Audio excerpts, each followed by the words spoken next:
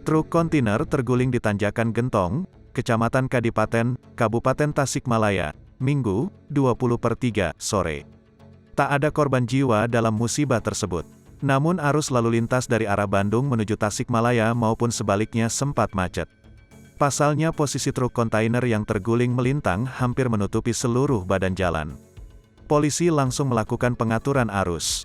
Pawas Polres Tasikmalaya Kota, Ibda Budi Hardiawan, mengungkapkan, musibah terjadi berawal dari selipnya roda truk kontainer. Saat kejadian cuaca sedang turun hujan rintik-rintik, mengakibatkan roda belakang truk selip, ujar Budi. Sopir trailer beberapa kali mencoba agar bisa bergerak namun tetap terjebak selip akibat beban trailer yang cukup berat. Truk akhirnya kelelahan dan kemudian mundur hingga tak terkendali hingga akhirnya terguling, kata Budi.